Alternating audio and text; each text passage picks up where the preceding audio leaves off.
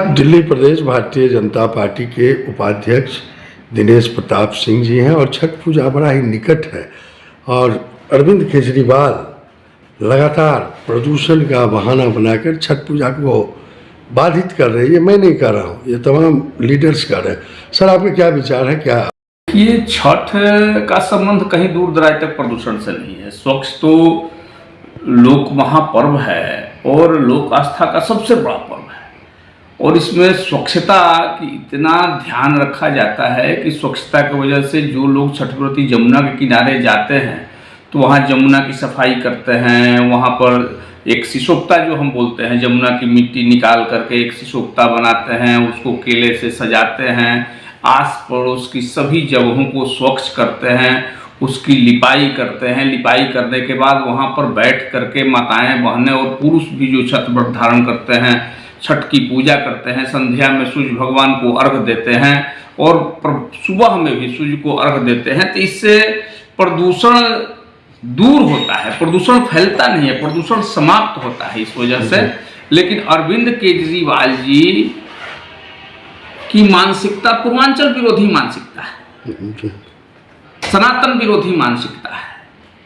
इसलिए यदि ये दूसरे समाज का पर्व होता, दूसरे विचार के लोगों का पर्व होता तो उनको व्यवस्था मुहैया कराई जाती। लेकिन ये व्यवस्था जब मदन लाल खुराना जी मुख्यमंत्री थे उस समय से निरंतर चली आ रही है और जमुना के किनारे सभी तरीके की व्यवस्थाएं दी जाती थी। लाइट, साउंड, जितनी भी व्यवस्था हो, स्वचालित टॉयलेट से लेकर के सारी व्यवस्थाएं सरकार की तरफ से होती है। लेकिन जब से अरविंद केजरीवाल जी आए हैं, वो एनजीटी का बहाना बना करके, कोरोना का बहाना बना करके, कोर्ट में एफिडेविट लगा करके और उन्होंने जमुना पर जो एक लघु विहार आपको देखने को मिलता है छठ के दिन, 25-50 लोग एक साथ आपको सोनिया विहार से लेकर के और जैतपुर यहाँ पर कालिंदी कुंज तक जो लोग इकट्ठा होकर के छठ की पूजा करते थे, तो उनसे घबरा करके, उनको डर करके और उन्होंने इस व्यवस्था को बंद कर दिया बहाना बना करके। उसका परिणाम ये हुआ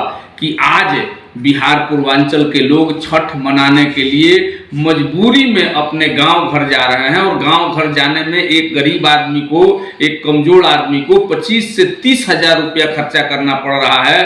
ट्रेन में धक्का खाना पड़ रहा है, ट्रेन में टिकट नहीं मिलने पर उसको बस की सवारी कर करके जाना पड़ रहा है। तो पूर्वांचल के लोगों की ये बद्दुआएं उनकी हाय अरविंद केजरीवाल को लगेगी और 25 में जब भारतीय जनता पार्टी सरकार बनाएगी तो पार्टी हमारी ऐसी सरकार बनाएगी कि प्रदूषण का लेवल कम होगा, जमुना भी स्वच्छ होगी और जितने छठ व्रती होंगे उन पर पुष्प की वर्षा करा करके भारतीय जनता पार्टी की सरकार उनका अभिनंदन करेगी, स्वागत करेगी और सनातन की विजय होगी, छठ पूर्वांचल के लोगों की जीत होगी।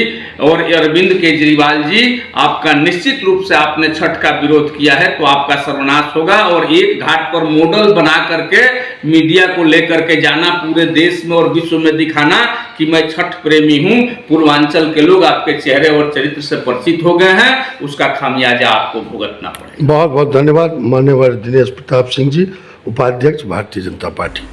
तो ऐसे ही तमाम खबरों के लिए आप सभी बने रहिए हमारे साथ और देखते रहिए बिहार उज्जवल न्यूज।